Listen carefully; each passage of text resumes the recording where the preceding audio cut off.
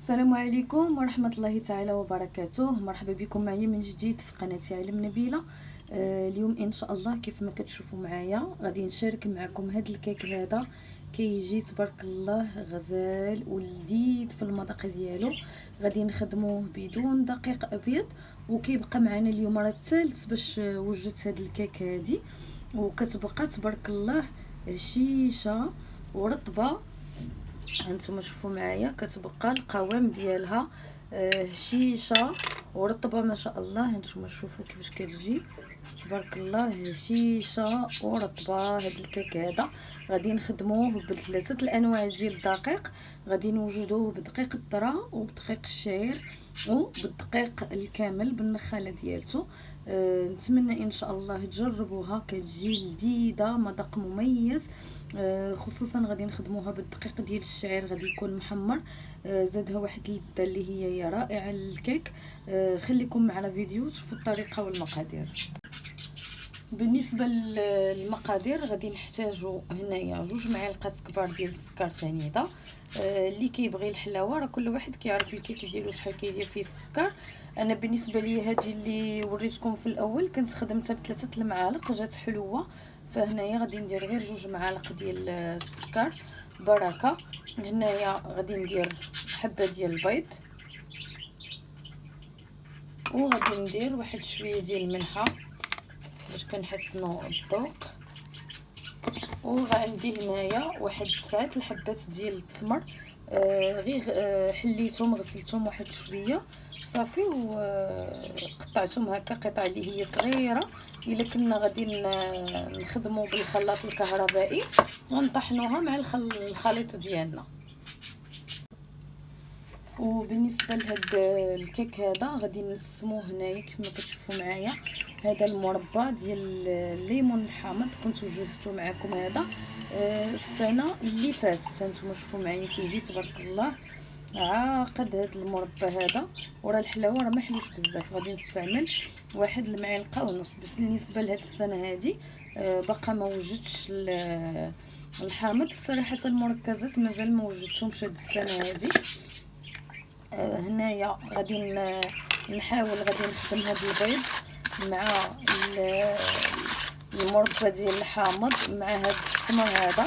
غنخدمهم مزيان حتى يطلق ليا داك التمر، وهذوك 2 معالق ديال سنيده حتى هما يذوبوا ليا. بالنسبه لهذوك 2 معالق اللي ما بغاش يديرهم غادي يعوضهم بالمعلقه ديال العسل، اولا نزيدو في الكميه ديال التمر. بالنسبه لهاد المربى هذا ديال الحامض اولا القشور ديال الحامض اللي كنا وجدنا بالمركز وكيبقى لينا داك التفل والقشور كنعاودو نعسلوهم حتى هما كينكهوا لينا الكيك ديالنا بواحد الطريقه اللي هي خطيره. كنقدروا نخدموا الكيك غير بالماء وكنديروا هذوك القشور ديال الحامض اولا المربى، ما كنضيفوا لا عصير لا والو. كيجي تبارك الله لذيذ ما شاء الله، كيف حنا خادمينها غير بالحامض. غادا نستعمل 5 المعالق كبار ديال الزيت. بالنسبه للزيت اللي ما بغاش يخدم زيت المائده غادي يخدم بزيت الزيتون غير هوايه. بالنسبه لزيت الزيتون ما يكونش اللي مذاقها مجهد. هنايا غادي نخدم 5 المعالق، نقدروا نديروا حتى 7 المعالق تقريبا، واحد نص كاس ديال الزيت. وهنايا عندي المركز ديال البرتقال. هانتوما شوفوا معايا هذا راه يلاه جبدته من المجمد. غادي نستعمل تقريبا هنايا واحد 2 معالق ونص ديال هاد المركز. غادي نضيف عليه غير الماء تقريبا غادي نضيف عليه الماء، وغادي نعبر 2 الكيسان ديال العنبه. كنحاول هكا كنصب عليه الماء وكندوبو، راه كيعطينا العصير ديالنا بهذاك المركز. كيولي عندنا عصير ديال البرتقال. نقدروا نخدموها بالمركز ديال الحامض اللي كنا وجدناه، هادو حتى هو هذا المركز هذا راه ديال السنه اللي فاتت. نقدروا نديروا حتى المركز ديال المشماش حتى هو ناخذوا 2 معالق ونضيفوا عليهم الماء. كينكهوا لينا الكيك ديالنا كيجيو لذاذين هكا باش ما كيكونش عندنا الفاكهه. ولا بعض المرات ما كنكونوش مسالين اننا نبقاو نعصروا في الفواكه، فهاد الطريقه هذه كتكون سهله وسريعه دغيا دغيا كنوجدوا بها لي كيك ديالنا. هنا كنبقى نخدم الخليط ديالي حتى كيولي عندي هكا الخليط كريمي، وحتى داك التمر هانتوما لاحظوا معايا كيطلق كيولي بحال كيذوب شويه في هذا الخليط هذا. في هذا الوقت هذا غادي ناخذ المركز ديالي، اولا كما قلنا اللي ما عندناش المركز غناخذوا العصير ديال البرتقال اولا العصير ديال الحامض، وغادي نستعمل 2 ديال الكيسان.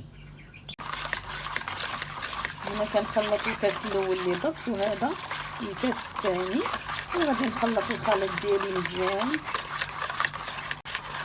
هنايا من بعد ما خلطت الخليط ديالي مزيان كنكون هنايا خديت عندي كاس ديال دقيق الذره الاصفر، هانتوما شوفوا معايا غادي نخدموا به.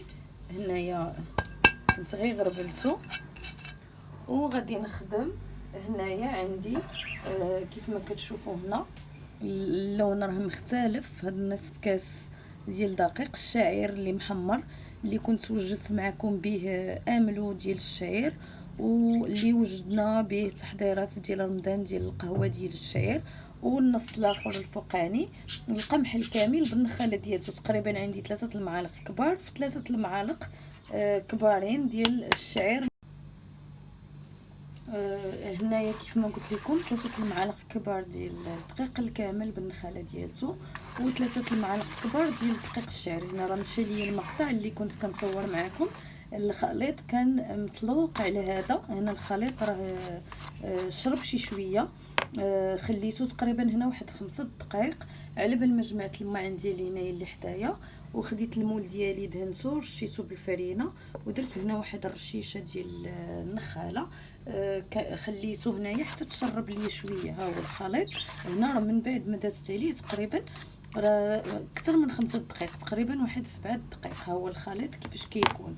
هنا غادي نضيف في هذا الوقت هذا غادي نضيف، وانتم شوفوا معايا القوام ديال الكيك ديالي راه كيبقى خفيف.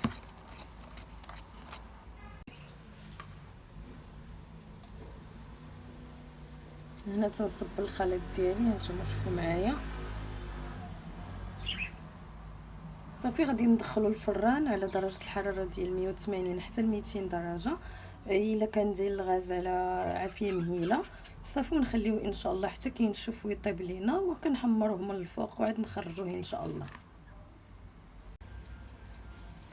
الكيك من بعد ما كطيب لينا كتكون هشيشه ورطبه، كنخليوها حتى كتدفى وكتبرد تماما، عاد كنحيدوها من المول. ما نجيوش نحيدوها دابا باش ما تهرش معانا، كتكون شوفوا معايا تبارك الله راه هشيشه وخفيفه. نخليوها حتى تبرد وعاد نقلبوها ان شاء الله. الكيك ديالنا من بعد ما كيبرد شوفوا معايا كي كيجي تبارك الله. هنا راه باقي دافي شويه، راه هو باش كنبغيو نحيدوه ما نزربوش عليه، كيجي تبارك الله هشيش. وملي غادي يبرد راه مازال كيتجمع معانا، كيجي رائع في الماكله ديالته. نتمنى ان شاء الله تجربوه، ما غاديش يبقى يخطاكم، خصوصا دقيق الشعير محمر كيزيدوا واحد اللذه تبارك الله غزاله ما شاء الله. تعتمدوا ان شاء الله هذا الكيك هذا سواء في الفطور ديالكم اولا في الكوتي اولا في وجبه السحور ان شاء الله، ما غاديش يبقى يخطاكم. اضافه ديال دقيق الشعير المحمر زادوا واحد المذاق اللي هو يا رائع. نتمنى ان شاء الله تكون عجبتكم هذه الكيك هذه وتجربوها وتعتمدوها ان شاء الله. نخليكم على خير الى فيديو مقبل.